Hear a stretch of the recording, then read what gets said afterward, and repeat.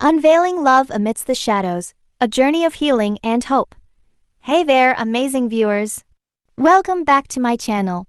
Today, I've got a story that's going to tug at your heartstrings and leave you believing in the power of love all over again. So grab a cozy blanket, get comfortable, and let's dive right in. Meet Ethan, a 27-year-old guy who's been on a long and arduous battle with sleep. For as long as he can remember, sleep has been more of a foe than a friend. He's endured a laundry list of sleeping disorders, from terrifying night terrors that jolted him awake in a cold sweat, to insomnia that kept him tossing and turning in bed for hours on end, and even sleepwalking that left him waking up in the most unexpected places. Ethan has tried every medication under the sun, but it's like a never-ending cycle of disappointment. Each pill might offer a brief respite, working for just a few days before another sleep-related ailment rears its ugly head.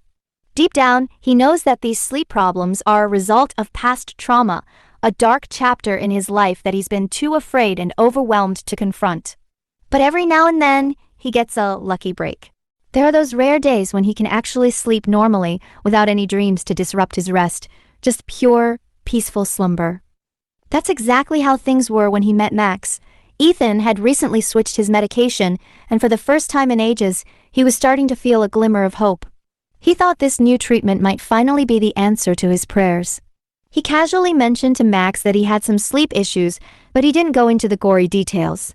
Like many of us, Ethan had a deep-seated fear of being seen as weak, so he kept the extent of his problems to himself. Ethan had just moved into a new apartment, and he quickly discovered that Max, his roommate, was an incredibly cool guy. Right off the bat, Max was open about his sexuality, telling Ethan that he was gay. Ethan, who identified as straight at the time, didn't bat an eye. He had his own struggles, like a lackluster dating history. His depression and sleep problems made it nearly impossible for him to maintain a relationship. He tried to connect with his partners, but it always felt forced. After a while, he'd withdraw, leaving him single for years on end. Max worked as a doctor at a nearby hospital, which meant his work hours were anything but regular. He often came home late at night when Ethan was already in bed. Ethan, on the other hand, worked as a freelancer. He found that working at night helped keep his mind occupied. When his thoughts got too overwhelming, sorting through data was like a lifeline, keeping him from spiraling into despair. One fateful night, though, things took a turn. Ethan was sitting at his desk, trying to focus on his work, but his mind was elsewhere. He was acutely aware of how alone he was in the apartment. The silence was deafening, and his imagination started to run wild. He couldn't shake the feeling that something bad was about to happen. Thoughts of an axe murderer breaking in and attacking him flooded his mind. He started to second-guess himself, wondering if he'd locked all the doors properly. He also found himself constantly checking the clock, eagerly waiting for Max to come home from the hospital. The more he tried to focus, the more frustrated he became. Eventually, he gave up and decided to go to bed. But he hesitated when it came to taking his second dose of medication. He'd been experiencing some concerning side effects, and he was terrified of making things worse. He lay in bed, his mind racing, too scared to fall asleep. What if someone really did break in while he was sleeping? But despite his fears, he eventually drifted off. Suddenly, Ethan found himself in a dark place, reliving a memory he'd long since buried. It was a time from his past that he tried so hard to forget. He was running as fast as he could, but he didn't know where he was going or what he was running from. Just when he thought he couldn't take it anymore, a voice cut through the chaos. "It's okay. No one's gonna hurt you." That voice soothed him, and he slipped into a dreamless sleep. When Ethan woke up, he felt disoriented. He felt rested, but something was off. The side of the bed he was sleeping on, the sheets covering him, everything felt different. He turned his head and was shocked to see someone sleeping next to him. Panic set in. He couldn't make out the person's face, just a mass of dark hair. His first thought was that he'd been kidnapped, and his anxiety skyrocketed. He let out a scream, and the person beside him jolted awake. To his surprise, it was Max. Ethan was confused and embarrassed. "How'd I end up here?" "Did I sleepwalk?" he asked. Max nodded. "Yeah, last night you came into my room. You were mumbling something about someone hurting you. At first, I thought you were awake and that there was an intruder in the house. But then I realized you couldn't see me, so I knew you were sleepwalking." Ethan was mortified. Did I end up in your bed? Max explained that Ethan had gotten even more scared and started panicking. I tried to hold you and tell you that everything was okay. Then you just collapsed in my arms, so I let you sleep next to me so I could keep an eye on you in case you sleepwalked again. Ethan was incredibly embarrassed that Max had seen him in such a vulnerable state. I'm sorry if I made you uncomfortable, he said. Max was understanding. It's okay. You told me you had sleeping problems, but I didn't realize it was this bad. Have you tried getting help? Ethan sighed. Yeah, I've been to doctors and tried all kinds of medication, but nothing seems to work for long. Max suggested that it might be psychological. I don't do therapy, Ethan said firmly. The thought of sitting in a room and unpacking his past trauma with a stranger was too much for him. Max nodded. I get it. I'm really sorry for intruding. Ethan felt bad for snapping. No, I'm sorry. It's strange, but after I heard your voice, I stopped having the nightmare and actually had a peaceful sleep for the first time in ages. Max's eyes widened in surprise. Really? Ethan nodded. Yeah, I didn't have any nightmares last night. Max was silent for a moment, deep in thought. Then he looked at Ethan with a glimmer in his eye, as if he'd just had a brilliant idea. Did you take your pills? Ethan explained that he had taken them earlier, but they hadn't worked and had given him anxiety. I usually take 2 doses a night, he added. Max then made a suggestion. How would you like to share my bed with me until we get the pill issue sorted out? Or, for as long as you want. We can even put a pillow between us if that makes you feel more comfortable. It made a lot of sense to Ethan. The night he'd spent with Max, he hadn't sleepwalked and had actually slept well. Okay, he agreed, but only on one condition. Max nodded eagerly. Anything, Ethan smiled. You have to consider going to therapy. I don't know what your story is, but we all could use some help sometimes. Max smiled grimly. I understand. I'll think about it. That's all I need to hear, Ethan said, giving Max a hug. It was an impulsive gesture, but it felt right, and Ethan found that he liked it. From that day on, they fell into a routine. Whether Max was working or not, Ethan would head to his room when it was time to sleep.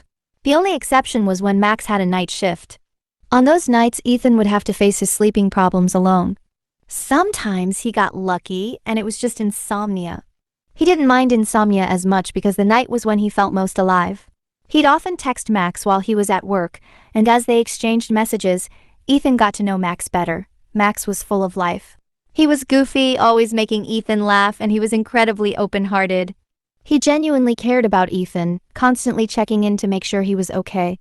Ethan found himself looking forward to their conversations and the time they spent together. The more he got to know Max, the more he liked him. Slowly but surely, Ethan started to notice a change in his feelings. He'd always thought of himself as straight, but his past relationships with girls had been lackluster.